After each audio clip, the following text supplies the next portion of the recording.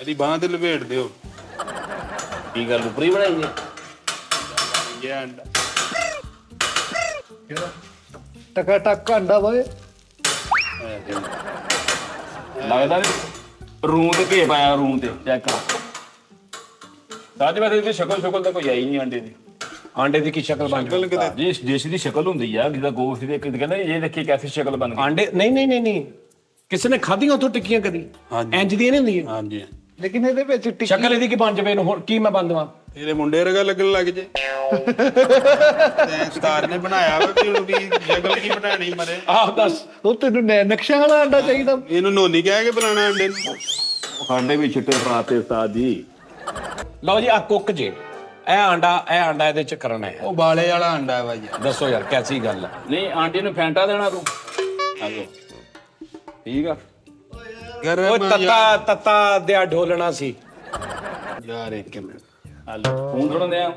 ਉਹ ਪਿੱਛੋਂ ਉਹੀ ਕਾਲਰ ਚ ਉਹੀ ਗੰਦ। ਚੱਲ ਮੈਂ ਤਾਂ ਨਹੀਂ ਖਾਣਾ, ਇੱਕ ਬੁਰਕੀ ਨਹੀਂ ਖਾਣੀ ਹੁਣ ਮੈਂ। ਸਾਜੀ ਅਸੀਂ ਤੇ ਦਿਲ ਕਹਿੰਦਾ ਮੈਂ ਦਵਾਈ ਕੰਮ ਕਰਦਾ ਆ। ਹਲੋ ਇੱਥੇ ਠੀਕ ਹੈ। ਹਲੋ प्लेटा धोने वाला इन्हों पता नहीं कितने धो रहे हैं। इधर आओ, कौन है यहाँ पे? जी सर, ये प्लेट साफ की है। Sorry sir. यानी जिन्ने पिछों खराब काम किया ना बेइज्जती नहीं होना। ਤਰਲੇ लून तेज हो गया बेइज्जती नहीं होना। प्लेट नहीं धोती बेइज्जती नहीं होगा। चाह नहीं सही बनी बेइज्जती नहीं होना। बनाने वाले इजी ने। कभी किसी ने जाके कहा लून तेज आ परे हो जाओ भाजी मेरी बांह फड़ो मैनू कुक को अंदर लैके जाओ? कभी कहा किसी ने? नहीं। इधर आ की है ये फिर उत्थे अगे रखे ने उन्होंने बिस्तर कराने। हाँ सर नहीं। अच्छा वो अक्सर लोग ये हमारा यही चलता है, आप थोड़ा शायद कम खाते हैं, आगे से बकवास कर रहे हो। मैं कम खाता हूँ तेज खाता हूँ, खा के देखो नहीं सर। अच्छा फिर इन्हों कहना भी पैंदा हाँ जी तेज आ। ਹਾਂਜੀ ਉਹਦੀ ਮੰਨਣੀ ਪੈਂਦੀ। ਉਹਦੀ ਮੰਨਣੀ ਪੈਂਦੀ ਭਾਈ ਇਹ ਹੁੰਦਾ ਕੰਮ।